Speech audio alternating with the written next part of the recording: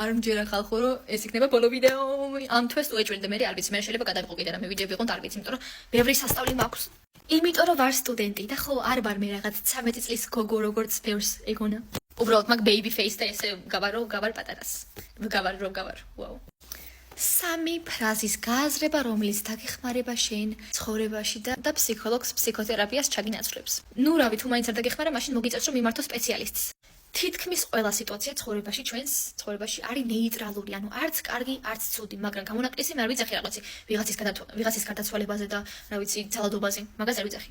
ბევრი სიტუაცია არის ნეიტრალური, ოღონდ ჩვენ თავად ვუქმნით მნიშვნელობას ამ სიტუაციას, იმიტომ რომ ერთი და იგივე სიტუაციაში ორი ადამიანი სხვადასხვანაირად აზროვნებს, იმიტომ რომ მაგალითად ავიღოთ მაგალითად ერთი ადამიანი, რომელიც მისწერს თავის მეგობარს და არ უპასუხებს, იფიქრებს რომ ვაუ, დაკავებულია, მე მიპასუხებს, მეორე იფიქრებს რომ რატომ აიგნორებს, ვერ მიტანს თუ რა ხდება. ან რავი, წვიმიანი დღეა და ავტობუსი იგვიანებს, ერთი იფიქრებს რომ აუ ჩემს ჯიბრზე თუ ჯინი. მოკლედ ხომ ეხთით, მაგის გამო ახლა ძალით აკეთებს ესე რომ ძალით ხდება ასე რომ არ მოვიდეს მალევე, მეორე იფიქრებს რომ ანუ საცობია და მაგიტო არ მოდის.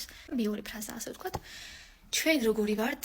ჩვენ ვართ მოკლედ მშობლების კომბინაცია, ასე ვთქვათ, ჩვენი პერსონალიტი, ჩვენი ხასიათი ძალიან ხშირად არის და ჩვენი ხასიათი რა დონეზე შფოთვის დონე გვაქვს, რა დონეზე ანუ დაძაბული ვართ, რა დონეზე შეგვიძლია გაგვიხარდეს, ეს არის ძალიან ხშირად დამოკიდებული და სფესვები იმაზეა დაყრდნობილი, სადაც ჩვენ ვიზრდებით. არა მარტო რა ქვი, მშობლები, მეგობრებიც რა, იგივე.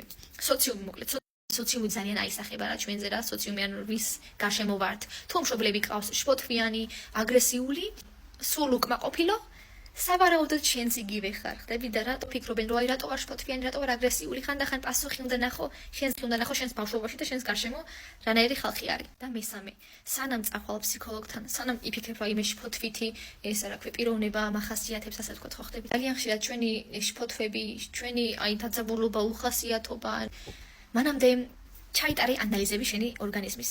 ძალიან ხშირად ზოგსაკელია ორგანიზმში რკინა, ვიტამინების რამოდენიმე კატეგორია, ჯგუფები და გგონიათ რომ აი მე ვარ ძალიან შფოთვიანი ადამიანი, იქნებ შენი ორგანიზმი გიყვირის რომ იცი რა, მომაქცია ყურადღება, მომეცი ვიტამინები რომ წესიერ ვიარსებო, რომ კარგად მეძინოს, კარგად ვჭამო, კარგად დავლიო მივიღო წყალი, კარგი იყო პოზიტიური, ძალიან მოქმედებს ჩვენზე ჰორმონები.